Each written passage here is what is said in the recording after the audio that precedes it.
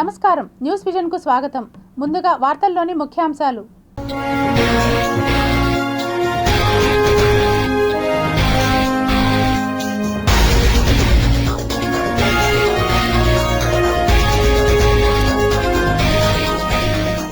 Caribbean కు America సైన్యం, వెనుజులాపై US దాడికి సన్నాహాలు. త్రిశూల్ విన్యాసాలకు సిద్ధమైన త్రివిధ దళాలు, ఆందోళనలో పాకిస్తాన్, వైమానిక మార్గాలపై ఆంక్షలు. దూసుకొస్తున్న మోందా తుఫాన్, అప్రమత్తంగా ఉండాలన్న వాతావరణ శాఖ. 28న టీటీడీ పాలక మండలి సమావేశం. 2 రోజులు మాత్రమే తెరుచుకోనున్న వైకుంఠ ద్వారాలు. అయోమయంలో ఆగమ పండితులు. కీలక నిర్ణయాల వైపు అడుగులు వేస్తున్న చైర్మన్ బిఆర్ నాయుడు. విద్యార్థులకు పోలీసుల ఓపెన్ హౌస్. పోలీసింగ్, ప్రజా భద్రతపై అవగాహన కల్పించిన తిరుపతి జిల్లా ఎస్పీ సుబ్బరాయుడు. కళ్యాణకట్ట ఆధునీకరణకు ప్రణాళికలు. తిరుమలలో నెలకు 7 లక్షల మంది తలనీలాలు సమర్పణ.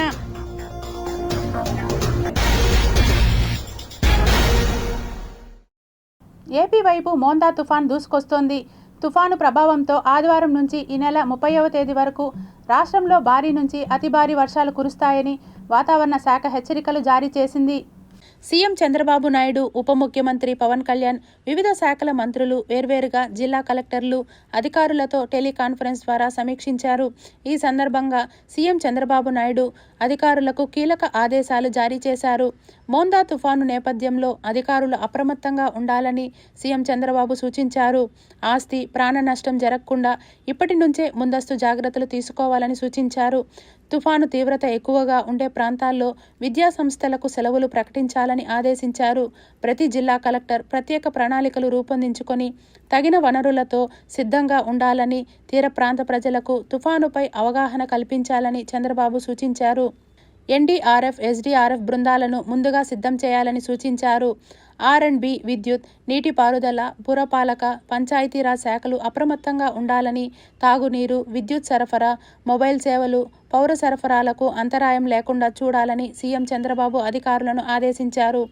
మోందా తుఫాను ఏపీ వైపు దూసుకొస్తున్న నేపథ్యంలో అధికారులు ఏపీ ప్రజలకు పలు సూచనలు చేశారు. వాతావరణ హెచ్చరికలపై ఎప్పటికప్పుడు ఎస్ఎంఎస్లు గమనించాలని, సోషల్ మీడియాలో వచ్చే వదంతులు నమ్మొద్దని సూచించారు. తుఫాను ప్రభావంతో భారీ నుంచి అతి భారీ వర్షాలు కురిసే అవకాశం ఉన్న నేపథ్యంలో లోతట్టు ప్రాంతాల ప్రజలు, ముంపు ప్రాంతాల ప్రజలు విలువైన పత్రాలు, సర్టిఫికెట్లు, ఇతర వస్తువులను వాటర్ ప్రూఫ్ కవర్లో భద్రపరచుకోవాలని సూచించారు. ఈ నెల 30వ తేదీ వరకు తుఫాను ప్రభావం ఉండే అవకాశం ఉందని, ఈ క్రమంలో వారానికి సరిపడ త్రాగునీరు, పాలు, పెరుగు, పండ్లు, కూరగాయలు, రెడీ టు ఈట్ ఆహారాన్ని సిద్ధంగా ఉంచుకోవాలని సూచించారు. తుఫాను నేపథ్యంలో 100 కిలోమీటర్ల వేగంతో ఈదురుగాలులు వీచే అవకాశం ఉందని, విద్యుత్ సరఫరాకు అంతరాయం ఏర్పడే అవకాశం ఉంటుందని, ముందస్తుగా మొబైల్ ఫోన్లు పూర్తి స్థాయిలో ఛార్జింగ్ పెట్టుకోవాలని, కొవ్వొత్తులు, బ్యాటరీ లైట్లు, ఛార్జింగ్ ఎమర్జెన్సీ లైట్స్ అందుబాటులో ఉంచుకోవాలని సూచించారు. భారీ స్థాయిలో ఈదురుగాలులు వీచే అవకాశం ఉందని, తీవ్ర గాలులకు హోర్డింగ్లు, విద్యుత్ స్తంభాలు, చెట్లు విరుగుపడే ప్రమాదం ఉందని, వాటికి ప్రజలు దూరంగా ఉండాలని, వాటి సమీపంలోకి వెళ్లొద్దని సూచించారు. గ్రామీణ ప్రాంతాల్లోని ప్రజలు పశువులు, జంతువులకు కట్టిన తాళ్లను వదిలేయాలని సూచించారు. ఈసారి రానున్న వైకుంఠ ఏకాదశి సందర్భంగా శ్రీవారి వైకుంఠ ద్వార దర్శనాన్ని 2 రోజుల పాటు మాత్రమే కొనసాగించాలని టీటీడీ యోచిస్తున్నట్లు వస్తున్న వార్తలపై చర్చోపచర్చలు జరుగుతున్నాయి. ఈ విషయంలో ఆగమ శాస్త్ర పండితుల వ్యవహారంపై సర్వత్రా ప్రశ్నల వర్షం కురుస్తున్నాయి. సాధారణంగా వైకుంఠ ఏకాదశి సందర్భంగా 2 రోజుల పాటు వైకుంఠ ద్వార దర్శనం ఏర్పాట్లు టీటీడీ చేసేది. అంటే ఏకాదశి, ద్వాదశి 2 రోజుల పాటు వైకుంఠ ద్వారం గుండా భక్తులు వెళ్లటానికి టీటీడీ అనుమతించేది. ఈ సాంప్రదాయం అనాదిగా వస్తోంది. వైకుంఠ ద్వార దర్శనం కోసం భక్తులు పెద్ద సంఖ్యలో ఎగబడేవాళ్లు. ఈ ఒత్తిడిని తట్టుకోవటానికి టీటీడీ అష్టకష్టాలు పడేది. ఎంతటి పకడ్బందీ ఏర్పాట్లు చేసినా కొంతమంది భక్తులకు మాత్రమే వైకుంఠ ద్వార దర్శన భాగ్యం కలిగేది. దీంతో ఎక్కువ మంది భక్తులు నిరాశకు లోనయ్యేవాళ్లు. ఈ విషయాన్ని దృష్టిలో పెట్టుకొని గత ప్రభుత్వంలోని టీటీడీ పాలక మండలి వైకుంఠ ద్వార దర్శనాన్ని 10 రోజుల పాటు అనుమతించేలాగా నిర్ణయించింది. ఇలా 10 రోజుల పాటు వైకుంఠ ద్వార దర్శన ఏర్పాట్లు చేయటానికి ఆగమ శాస్త్రం అనుమతిస్తుందా లేదా అన్న విషయంపై సుదీర్ఘంగా చర్చించి పండితుల సలహా మేరకే ఈ నిర్ణయం తీసుకున్నట్లు టీటీడీ చెప్పింది. తమిళనాడులోని శ్రీరంగపట్టణం దేవాలయంలో కూడా ఇలాగే వైకుంఠ ద్వార దర్శనానికి 10 రోజుల పాటు అనుమతిస్తున్నారని, కాబట్టి ఇలా చేయటం తప్పు కాదని ఆగమ శాస్త్ర పండితులు ఉదాహరణగా చెప్పి ఈ నిర్ణయాన్ని బలపరిచారు. ఆగమ శాస్త్ర పండితుల సుదీర్ఘ అధ్యయనం తర్వాత వారిచ్చిన సలహా మేరకే ఈ నిర్ణయం తీసుకున్నట్లు టీటీడీ ప్రకటించింది. ఇలా 10 రోజుల పాటు వైకుంఠ ద్వార దర్శనం ఏర్పాటు చేయటంలో ఎలాంటి తప్పు లేదని కూడా ఆగమ శాస్త్ర పండితులు అప్పట్లో నొక్కి వక్కానించి స్పష్టం చేశారు. వారి సలహా మేరకు అప్పటి నుండి గత ప్రభుత్వ హయాంలో వైకుంఠ ఏకాదశి సందర్భంగా 10 రోజుల పాటు భక్తులకు ఈ సౌకర్యం కల్పించేవాళ్ళు. తాజాగా కూటమి ప్రభుత్వం వచ్చిన తర్వాత కూడా అదే విధానాన్ని కొనసాగించింది. అయితే గత ఏడాది వైకుంఠ ఏకాదశి సందర్భంగా జరిగిన తొక్కిసలాటలో 6 భక్తులు మరణించారు. దీంతో కూటమి ప్రభుత్వానికి చెడ్డ పేరు వచ్చింది. టీటీడీ పాలక మండలికి అదొక మచ్చగా మిగిలిపోయింది. ఈ నేపథ్యంలోనే వైకుంఠ ఏకాదశి సందర్భంగా 10 రోజులకు బదులుగా 2 రోజులు మాత్రమే భక్తుల్ని అనుమతించాలన్న ఒక నిర్ణయానికి రావాలని ఇప్పటి పాలక మండలి యోచిస్తున్నట్టు తెలుస్తోంది. ఆ మేరకు ఆగమ శాస్త్ర పండితుల సలహాలు, సూచనలు తీసుకొని 2 రోజులకు మాత్రమే పరిమితం చేయటానికి త్వరలో జరగనున్న టీటీడీ పాలక మండలి సమావేశంలో ఒక తీర్మానం చేయాలని నిర్ణయించుకున్నట్లు తెలుస్తోంది. వైకుంఠ ద్వార దర్శనాన్ని 10 రోజుల పాటు అనుమతించడం ఆగమ శాస్త్రానికి విరుద్ధమని కొంతమంది ఆగమ శాస్త్ర పండితులు ఇప్పుడు అంటున్నారట. మరి ఇదే ఆగమ శాస్త్ర పండితులు 10 రోజుల పాటు కొనసాగించటంలో తప్పు లేదని ఆనాడు చెప్పారు కదా. అప్పటికీ ఇప్పటికీ ఆగమ శాస్త్రంలో ఏమైనా మార్పులు వచ్చాయా, లేక ఆగమ శాస్త్ర పండితుల అవగాహనలో ఏవైనా లోపాలు ఉన్నాయా అన్న సందేహాలు కలుగుతున్నాయి. అంటే ప్రభుత్వాలు మారిపోతే లేదా పాలక మండలి మారిపోతే ఆగమ శాస్త్రాలు కూడా మారిపోతాయా అన్న కొత్త ప్రశ్నలు పుట్టుకొస్తున్నాయి. ఇంతకీ ఆగమ శాస్త్రం అంటే ఏమిటి? ఆ శాస్త్రాన్ని వీళ్ళు సంపూర్ణంగా చదువుకున్నారా, అధ్యయనం చేసుకున్నారా, వీళ్ళు చెప్పిన దాంట్లో వాస్తవం ఎంత అన్న ప్రశ్న ఇప్పుడు భక్తుల్లో కొత్తగా వస్తోంది. వీటన్నిటికీ సమాధానం చెప్పాల్సింది ఆగమ శాస్త్ర పండితులే. ప్రతిదానికి పత్రికా సమావేశాలు పెట్టి మాట్లాడే పండితులు ఈ విషయంలో కూడా ముందుకొచ్చి భక్తుల సందేహాల్ని నివృత్తి చేయాల్సి ఉంది. ప్రతిష్టాత్మకమైన టీటీడీ విషయంలో ఈ ఆగమ శాస్త్ర పండితుల వ్యవహారం ఓ వివాదాస్పదంగా మారే ప్రమాదం కూడా ఉంది. దీనిపై మేధావులు, పండితులు విశ్లేషించాల్సిన అవసరం కూడా ఉంది. ఈ విషయాన్నిటినీ దృష్టిలో ఉంచుకొని వైకుంఠ ఏకాదశిపై సరైన నిర్ణయం తీసుకోవాల్సిన బాధ్యత టీటీడీ పాలక మండలిపైనే ఉంది. వైకుంఠ ఏకాదశి, ద్వాదశి 2 పవిత్రమైన రోజు. ఇది 10 రోజులు చేశారు. ఎందుకు చేశారు నాకు తెలియదు. ఆగమ శాస్త్రాలు దాన్ని అనుమతిస్తాయో కూడా తెలియదు. వెంకటేశ్వర స్వామి ఇక్కడ నెలసినప్పటి నుంచి ఏ సాంప్రదాయాలు అయితే పాటిస్తున్నామో ఆ సాంప్రదాయాలను ఉల్లంఘించడం కూడా కరెక్ట్ కాదని నా అభిప్రాయం. ఆ డెసిషన్ కూడా ఆగమ పండితులు డిసైడ్ చేస్తారు. తిరుమలలో పాప వినాశనం డ్యాం వద్ద టీటీడీ చైర్మన్ బీఆర్ నాయుడు ప్రత్యేక పూజలు చేశారు. గత కొన్ని రోజులుగా తిరుమలలో కురుస్తున్న వర్షాలతో జలాశయాలు నిండి కుండను తలపిస్తున్నాయి. నీటి నిల్వలు పూర్తి స్థాయికి చేరుకోవడంతో పాప వినాశనం డ్యాం వద్ద ఆదివారం టీటీడీ చైర్మన్ బీఆర్ నాయుడు ప్రత్యేక పూజలు నిర్వహించి గంగాహారతి సమర్పించారు. ఈ సందర్భంగా చైర్మన్ మీడియాతో మాట్లాడుతూ తిరుమలలోని జలాశయాలు 95% నిండిపోవటం శుభపరిణామం అని సంతోషం వ్యక్తం చేశారు. పాప వినాశనం, గోగర్భం డ్యాంలు పూర్తిగా నిండిపోవటంతో గేట్లు తెరిచి నీటిని దిగువకు విడుదల చేస్తున్నామన్నారు.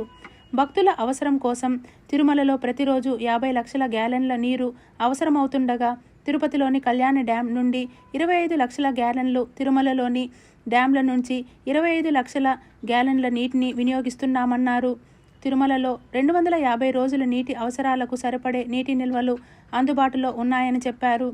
డ్యాంలను ఎప్పటికప్పుడు పర్యవేక్షిస్తూ నీటి అవసరాలను సక్రమంగా నిర్వహిస్తున్న ఇంజనీరింగ్ శాఖను ఈ సందర్భంగా ఆయన అభినందించారు.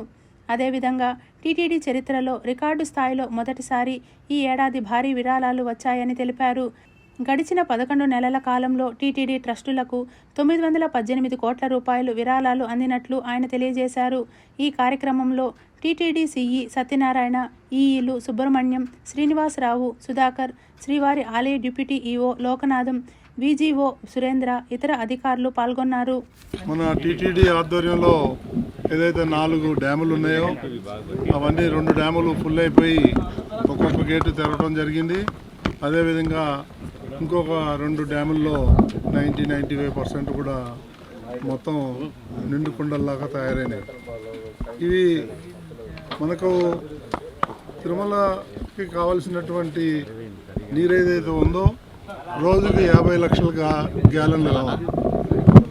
50 లక్షల గ్యాలన్లో 25 లక్షల గ్యాలన్లు మనకి కళ్యాణి డ్యామ్ నుంచి వస్తే మిగిలిన 25 లక్షల డ్యాములు ఈ వాటర్ ఈ 4 డ్యాముల నుంచి వస్తుంది. కాబట్టి రాబోయే 9 నుంచి 10 నెలల వరకు పుష్కలంగా నీరు లభించే అవకాశం ఉంది. ఇప్పుడు చూసినట్లయితే నిండుకుండలాగా ప్రాజెక్టులన్నీ కూడా నిండుకున్నాయి. ఇవన్నీ కూడా మనకి రాబోయే కాలానికి శుభపరిమాణం అని చెప్పేసి నేను ఈ సందర్భంగా తెలియజేస్తున్నాను. తిరుమల శ్రీవారి కళ్యాణ కట్ట ఆధునీకరణకు టీటీడీ ప్రణాళికలు రూపొందించింది. పుణ్యక్షేత్రం తిరుమలకు వస్తున్న భక్తులు తమ మొక్కుబడుల్లో భాగంగా స్వామివారికి సమర్పించుకుంటున్న కానుకల్లో తలనీలాలు ఇవ్వటం మరింత విశ్వాసంతో కూడుకుంది. ఎప్పుడో 10 దశాబ్దాల కిందట తిరుమలలో నిర్మించిన కళ్యాణ కట్ట ఇప్పటి భక్తుల రద్దీ అవసరాలకు తగ్గట్లు సౌకర్యాలు లేకపోవటం సరిపోవడం లేదు. అదేగాక తిరుమలకు భక్తుల సంఖ్యకు తగ్గట్లు 10 వరకు మినీ కళ్యాణ కట్టలను కూడా టీటీడీ నిర్వహిస్తోంది. యాత్రికుల వసతి సముదాయాల్లో 2 పద్మావతి విచారణ కార్యాలయం, నందకం, కౌస్తుభం, సన్నిధానం, వరాహస్వామి, ఎంబీసీ ఇలా కొన్ని చోట్ల అతిథి గృహాలకు, విశ్రాంతి గృహాలకు అనుబంధంగా భక్తుల సౌలభ్యం కోసం నిర్వహిస్తున్నారు. అయినా చాలా వరకు సామాన్య భక్తులు ఎంతో పవిత్రంగా సమర్పించే తలనీలాలు ప్రధాన కళ్యాణ కట్టకు వెళుతుంటారు. దీంతో సాధారణ రోజుల్లోనూ కళ్యాణ కట్టలో రద్దీ ఎక్కువగా ఉంటుంది. ఈ నేపథ్యంలో కళ్యాణ కట్టను అన్ని హంగులతో ఆధునీకరించాలని ఇటీవల టీటీడీ ధర్మకర్తల మండలి అధికారులు నిర్ణయించారు. ఈ పనులు చేపడితే కళ్యాణ కట్టలో మరింతగా పారిశుద్ధ్యం నిర్వహణ, రద్దీ నియంత్రణ, భద్రతా ప్రమాణాలను మెరుగుపరుస్తుండటంతో పాటు తలనీలాలు పవిత్రతకు సమర్పించే భక్తులకు కల్పించినట్లవుతుంది. కళ్యాణ కట్టలో రద్దీ, అసౌకర్యాలపై పలుమార్లు టీటీడీ భక్తులు ఫిర్యాదులు చేసిన సందర్భాలు ఉన్నాయి. రోజువారీగా తిరుమలకు 80,000 మంది భక్తులు ఏడుకొండల వెంకటేశ్వర స్వామివారిని దర్శించుకుంటుంటే 30,000 మంది వరకు భక్తులు తలనీలాలు సమర్పించుకుంటున్నారు. రద్దీ రోజుల్లో 40,000 మంది నుండి 50,000 మంది వరకు కూడా భక్తులు ఈ మొక్కులు తీర్చుకుంటారు. గత 7 నెలల కాలంలో 10 లక్షల మంది భక్తులు తలనీలాలు సమర్పించినట్లు టీటీడీ గణాంకాలు. ఇలా నెలవారీగా లక్షల మంది వరకు భక్తులు శ్రీవారికి తలనీలాలు మొక్కులు ఇస్తున్నారనేది టీటీడీ వర్గాల సమాచారం. ఈ దశలో భక్తుల సంఖ్య పెరుగుతుండటంతో కళ్యాణ కట్ట ఆధునీకరించాలని TTD chairman BR Naidu, TTD EO Shyamala Rao, అదనపు ఈవో చిరుమామిళ్ల వెంకయ్య చౌదరి భక్తుల అభిప్రాయాలను పరిగణలోకి తీసుకున్నారు. ఇందుకు అవసరమైన చర్యలు తీసుకునేందుకు ప్రణాళికలు రూపొందిస్తున్నారు. భక్తులు సమర్పించే తలనీలాల ద్వారా టీటీడీకి ఆదాయం సమకూరుతోంది. గతంలో ప్రతి నెల వేలంపాట ద్వారా విక్రయించే తలనీలాల ద్వారా 100 కోట్ల రూపాయలు ఆదాయం ఉంది. తిరుమల శ్రీవారి ఆలయ పరకామణిలో జరిగిన చోరీ కేసు మరో ట్విస్ట్ వెలుగు చూసింది. టీటీడీ ఈవో అనిల్ సింఘాల్కు ఈ కేసుకు సంబంధించి ఆంధ్రప్రదేశ్ హైకోర్టులో అఫిడవిట్ దాఖలు చేశారు. టీటీడీ బోర్డు అనుమతి లేకుండానే అప్పటి ఏవీఎస్ఓ అయిన వై సతీష్ కుమార్ లోక్ అదాలత్లో రాజీ చేసుకోవడాన్ని అనిల్ కుమార్ తప్పుపట్టారు. దీనికి సంబంధించి తాజాగా ఈవో అనిల్ కుమార్ సింఘాల్ హైకోర్టులో నివేదిక సమర్పించారు. ఈ సందర్భంగా అనిల్ కుమార్ సింఘాల్ కీలక వ్యాఖ్యలు చేశారు. లోక్ అదాలత్లో ఈ కేసును రాజీ చేసుకునేందుకు సతీష్ కుమార్కు ఎలాంటి అర్హత లేదని అనిల్ కుమార్ తెలిపారు. పిటిషనర్ శ్రీనివాసులు ఈ కేసులో సిఐడి దర్యాప్తు కోరుతూ చేసిన విన్నపం గురించి సివిఎస్ఓకు పంపారని తెలిపారు. దీంతో సివిఎస్ఓ సతీష్ కుమార్పై క్రమశిక్షణ చర్యలకు ఆదేశించాలని సింఘాల్ తెలిపారు. ఈ అంశంపై తుది నిర్ణయం తీసుకోవడానికి టీటీడీ సమావేశంలో చర్చించబోతున్నట్లు సింఘాల్ హైకోర్టుకి ఇచ్చిన నివేదికలో వివరించారు. పోయిన సంవత్సరం సెప్టెంబర్ 10న శ్రీనివాసులు టీటీడీ పరకామణిలో చోటు చేసుకున్న కుంభకోణంపై సిఐడితో దర్యాప్తు జరిపించాలని టీటీడీ ఈవోకు వినతి పత్రం సమర్పించారు. అయితే దీనిపై ఎలాంటి చర్యలు తీసుకోకపోవడంతో శ్రీనివాసులు హైకోర్టును ఆశ్రయించారు. పరకామణిలో విధులు నిర్వహిస్తోన్న సివి రవికుమార్ అనే ఉద్యోగి పెద్ద మొత్తంలో బంగారం, డాలర్లు దొంగతనం చేశారని, అప్పట్లో దీనిపై సివిఎస్ఓగా ఉన్న సతీష్ కుమార్ పోలీసులకు ఫిర్యాదు చేశారని హైకోర్టుకు సమర్పించిన పిటిషన్లో పేర్కొన్నారు. అయితే అనూహ్యంగా ఈ కేసును లోక్ అదాలత్లో రాజీ చేసుకున్నారు. అది కూడా ఫిర్యాదుదారుడైన సతీష్ కుమార్, నిందితుడైన రవికుమార్ ఇద్దరూ రాజీ చేసుకోవడం కలకలం రేపింది. ఈ నేపథ్యంలోనే టీటీడీ ఈవో అనిల్ కుమార్ సింఘాల్ దీనిపై హైకోర్టులో కౌంటర్ అఫిడవిట్ దాఖలు చేశారు. చోరీ కేసులో నిందితుడైన రవికుమార్ టీటీడీలో రెగ్యులర్ ఉద్యోగి కాదని, ఆయన పెద్ద జియంగార్ మఠం తరపున టీటీడీలో పరకామణిలో గుమస్తాగా పనిచేస్తున్నారని ఈవో తన అఫిడవిట్లో తెలిపారు. తిరుపతి ఎంఆర్పల్లిలోని పోలీస్ పెరేడ్ గ్రౌండ్లో పోలీస్ అమరవీరుల దినోత్సవ వారోత్సవాలలో భాగంగా ఓపెన్ హౌస్ను జిల్లా ఎస్పీ సుబ్బరాయుడు ప్రారంభించారు. పోలీస్ అమరవీరుల దినోత్సవ వారోత్సవాలలో భాగంగా అక్టోబర్ 21 నుండి వారం రోజుల పాటు జరగనున్న నేపథ్యంలో ఎంఆర్పల్లిలోని పోలీస్ పెరేడ్ గ్రౌండ్లో ఓపెన్ హౌస్ను జిల్లా ఎస్పీ సుబ్బరాయుడు ప్రారంభించారు. ఇందులో భాగంగా వివిధ రకాల ఆయుధాలను, బాంబ్ డిటెక్టర్లను, రిఫ్యూజర్లను, డాగ్ స్క్వాడ్ను ప్రదర్శించారు.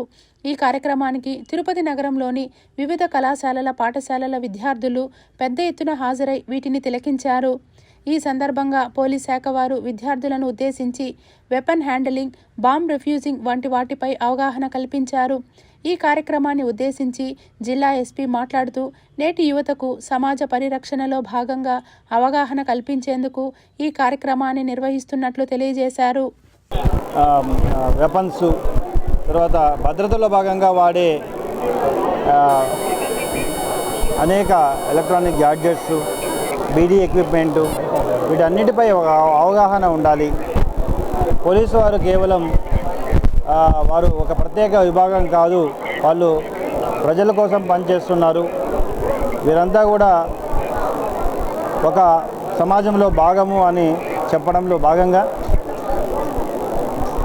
ఒక వారం రోజుల్లో జరిగే కార్యక్రమాల్లో భాగంగా ఈరోజు ఓపెన్ హౌస్ పెట్టి విద్యార్థులకు, ముఖ్యంగా యువతకు భద్రత పట్ల ఒక మంచి అవగాహన కల్పించాలి, వారి యొక్క బాధ్యతలు గుర్తు చేయాలనే ఒక మంచి దృక్పథంతో ఓపెన్ హౌస్లో అందరికీ కూడా విద్యార్థులకు ఇక్కడ తీసుకొచ్చి ఉన్న వెపన్స్, బీడీ ఎక్విప్మెంట్ని ఇవన్నింటినీ కూడా అవగాహన కల్పించడం, వారిలో ఒక ధైర్యాన్ని కల్పించడం, సమాజానికి ఒక మంచి మెసేజ్ ఇవ్వడంలో భాగంగా ఓపెన్ హౌస్ పెట్టడం జరిగింది. మేమైతే ప్రోగ్రామ్కి వచ్చాము, ఎస్పీ గారు కల్పించిన ప్రోగ్రామ్కి వచ్చాము. చాలా బాగుంది. ఎప్పుడు చూడని వెపన్స్ కూడా ఈరోజు చూసాము. చాలా ఎంజాయ్ చేసాం.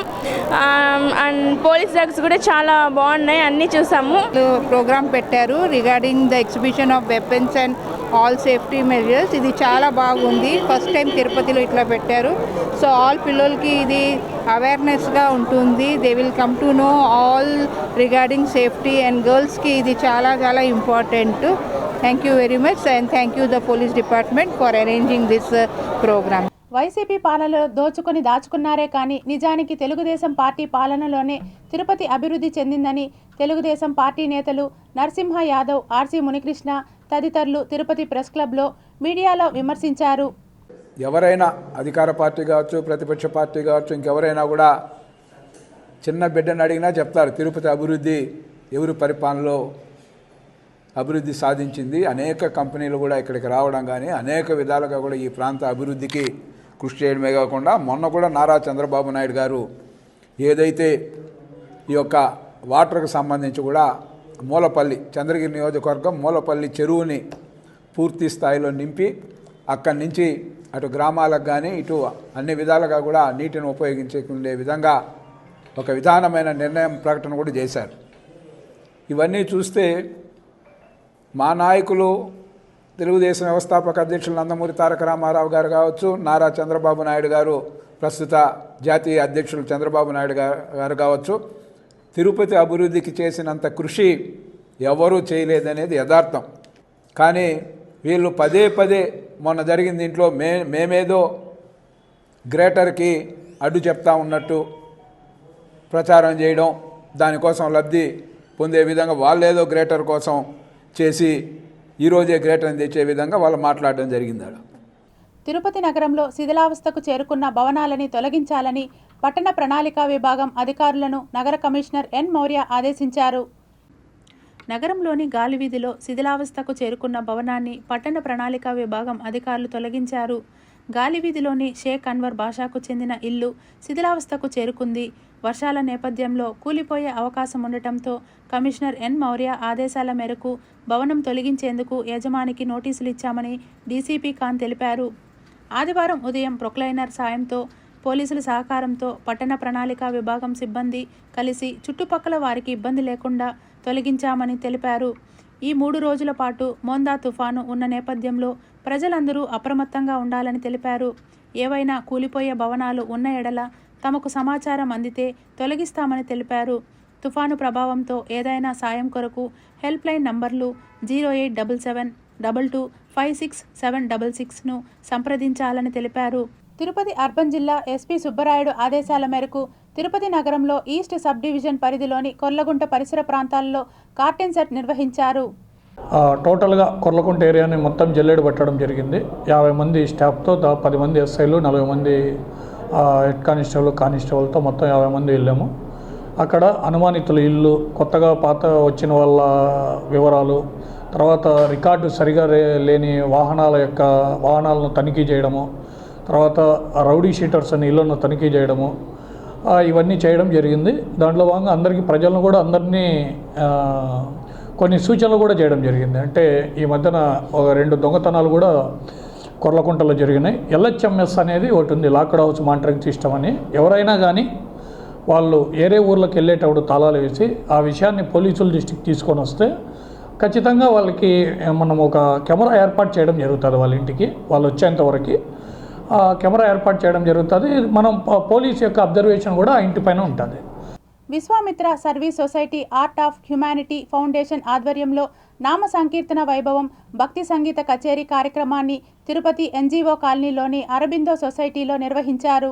విశ్వామిత్ర సర్వీస్ సొసైటీ వారి ఆధ్వర్యంలో ఈరోజు అరబిందో సొసైటీ స్కూల్ దగ్గర నామ సంకీర్తన, హనుమాచార్య సంగీత కార్యక్రమాలు చాలా అద్భుతంగా ఆలపించారు. మా ఆహ్వానాన్ని మన్నించి విచ్చేసిన అందరికీ మా సొసైటీ తరఫున ధన్యవాదాలు తెలియజేసుకుంటున్నాము. విశ్వామిత్ర సర్వీస్ సొసైటీ అధ్యక్షులు డాక్టర్ సుబ్రహ్మణ్యం గారి ఆధ్వర్యంలో ఈ కార్యక్రమం చాలా అద్భుతంగా బాగా జరిపించారు. విశ్వామిత్ర సర్వీస్ సొసైటీ ఆధ్వర్యంలో నామ సంకీర్తన వైభవం కార్యక్రమాన్ని ఏర్పాటు చేయడం జరిగింది.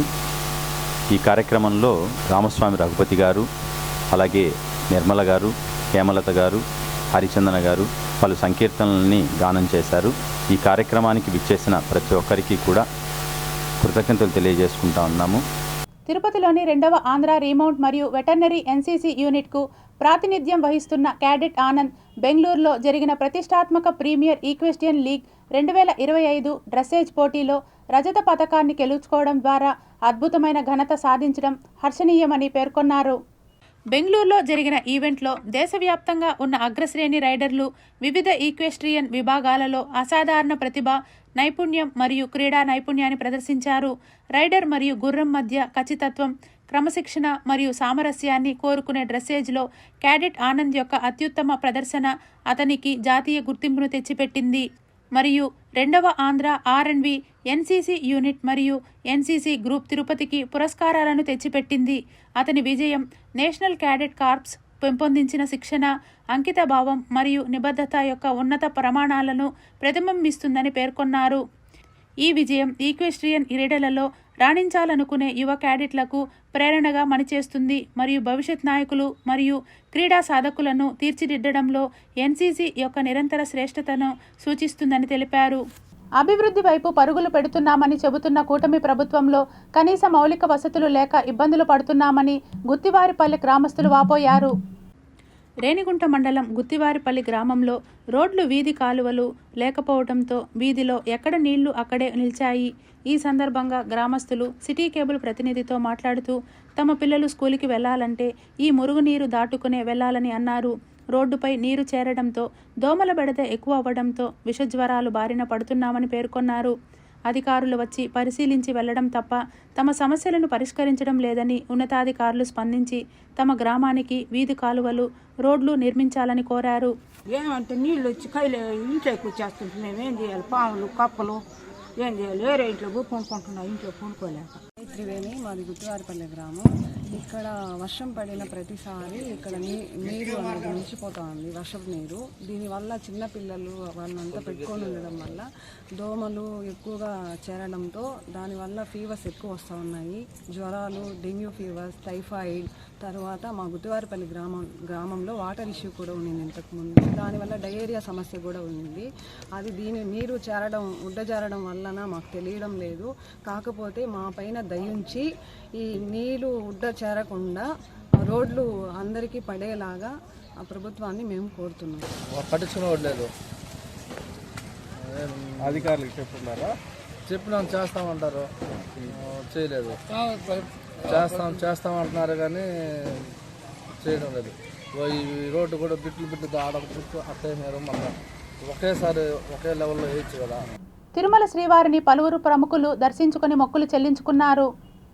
ఆదివారం ఉదయం నైవేద్య విరామ సమయంలో ఆంధ్రప్రదేశ్ పౌర సరఫరాల శాఖ మంత్రి నాదెండ్ల మనోహర్, కేంద్ర పన్నుల board chairman Ravi Agarwal, actor Surekha Vani, Supritha Naidu, director Venu, నటుడు సుధీర్ బాబు వేర్వేరుగా స్వామివారిని దర్శించుకుని మొక్కులు చెల్లించుకున్నారు. అనంతరం ఆలయ రంగనాయకుల మండపంలో వేద పండితుల వేద ఆశీర్వచనం చేయగా ఆలయ అధికారులు స్వామివారి తీర్థప్రసాదాలు అందజేశారు. మా పాప పుట్టు వెంట్రుకల కోసం వచ్చాము స్వామివారి దగ్గరికి. బాగా జరిగింది దర్శనం, చాలా చక్కగా జరిగింది. నా సినిమా కూడా త్వరలో స్టార్ట్ అవుతుంది. ఒక 2-3 వీక్స్లో మా ప్రొడక్షన్ నుంచి ఎస్విసి దిల్రాజు గారి దగ్గర నుంచి ఎస్విసి నుంచి మీకు అనౌన్స్మెంట్ వస్తుంది అఫీషియల్గా. సో నెక్స్ట్ ఇయర్ స్టార్ట్ అవుతుందండి.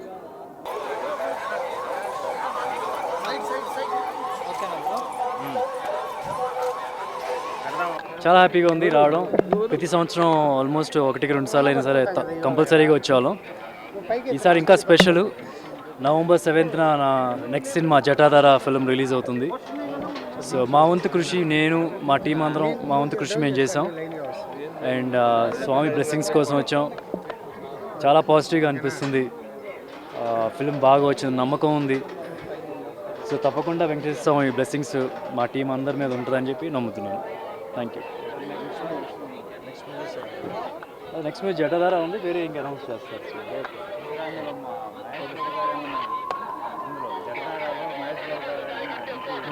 లేదు మహేష్ బాబు గారు లేదు. బట్ సినిమా చూడడానికి కొన్ని ఇంట్రెస్టింగ్ ఎలిమెంట్స్ అయితే ఉన్నాయి, కొన్ని సర్ప్రైజ్ ఎలిమెంట్స్ ఉంటాయి డెఫినెట్గా. Okay, thank you. మెట్రో నగరాలకు వెళ్లాల్సిన పరిస్థితి లేకుండా తిరుపతి ఆధ్యాత్మిక క్షేత్రంలో వసుంధర డైమండ్ జ్యువెలరీ ఆధ్వర్యంలో ఎగ్జిబిషన్ కార్యక్రమాన్ని నిర్వహించారు. తిరుపతి ఓ ప్రైవేట్ హోటల్లో అక్టోబర్ 26-27 రోజులలో మగువల కోసం మహిళలు మెచ్చే బంగారు ఆభరణాలు, పోల్కీ డైమండ్లను అందుబాటులోకి తీసుకువచ్చామని నగరవాసులు విచ్చేసి ఈ ఎగ్జిబిషన్ సందర్శించి తమకు నచ్చిన ఆభరణాలను కొనుగోలు చేయాలని తెలిపారు. ఈ కార్యక్రమానికి ముఖ్య అతిథిగా తిరుపతి నగరపాలక సంస్థ మేయర్ డాక్టర్ శిరీష విచ్చేసి జ్యోతి ప్రజ్వలనలతో ఎగ్జిబిషన్ను ప్రారంభించారు. ఈ సందర్భంగా మేయర్ డాక్టర్ శిరీష మీడియాతో మాట్లాడుతూ చెన్నై, బెంగళూరు, హైదరాబాద్, వైజాగ్, విజయవాడ వంటి ప్రాంతాలకు వెళ్లవలసిన పని లేకుండా తిరుపతిలోనే మహిళలు మెచ్చే అన్ని ఆభరణాలను అందుబాటులోకి తీసుకురావటం శుభపరిణామం అని, ప్రజలందరూ ఈ 2 రోజులు ఎగ్జిబిషన్ సందర్శించి కొనుగోలు చేయాలని ఆకాంక్షించారు. కొనుగోలు చేసిన ప్రతి కస్టమర్కు గిఫ్ట్ కూపన్ అందజేసి గెలుపొందిన విజేతకు డైమండ్ రింగును ప్రదానం చేయనున్నట్లు వసుంధర జ్యువెలరీ ఎగ్జిబిషన్ నిర్వాహకులు తెలిపారు. సో నేను ఇది 3వసారి రావడం ఎగ్జిబిషన్కి. సో ప్రతి సంవత్సరము ఎన్నో varieties of diamond gold collection చూస్తున్నాం. ఇవాళ ఈ ఎగ్జిబిషన్ని చూడడం జరిగింది.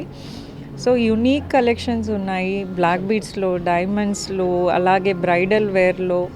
సో అన్నిట్లోనూ కూడా ట్రెండీ కలెక్షన్స్ కూడా చాలా బాగున్నాయి ఈసారి. సో ప్రతి ఒక్కరు కూడా తిరుపతి ప్రజలు, ఇది ఒక మంచి అవకాశం. మనం వైజాగ్ కానీ లేకపోతే హైదరాబాద్ కానీ వెళ్ళలేం కాబట్టి ప్రతి ఒక్కరూ ఈ ఎగ్జిబిషన్కి రావాలని నేను ఆశిస్తున్నాను. వార్తలు ముగించే ముందు ముఖ్యాంశాలు మరోసారి.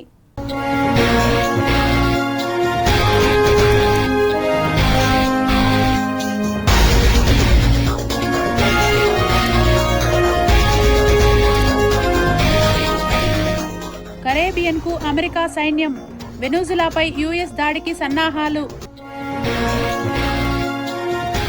త్రిశూల్ విన్యాసాలకు సిద్ధమైన త్రివిధ దళాలు, ఆందోళనలో పాకిస్తాన్, వైమానిక మార్గాలపై ఆంక్షలు. దూసుకొస్తున్న మోందా తుఫాన్, అప్రమత్తంగా ఉండాలన్న వాతావరణ శాఖ. 28న టీటీడీ పాలక మండలి సమావేశం. 2 రోజులు మాత్రమే తెరుచుకోనున్న వైకుంఠ ద్వారాలు. అయోమయంలో ఆగమ పండితులు. కీలక నిర్ణయాల వైపు అడుగులు వేస్తున్న చైర్మన్ బిఆర్ నాయుడు. విద్యార్థులకు పోలీసుల ఓపెన్ హౌస్, పోలీసింగ్, ప్రజా భద్రతపై అవగాహన కల్పించిన తిరుపతి జిల్లా ఎస్పీ సుబ్బరాయుడు. కళ్యాణకట్ట ఆధునీకరణకు ప్రణాళికలు, తిరుమలలో నెలకు 7 లక్షల మంది తలనీలాలు సమర్పణ.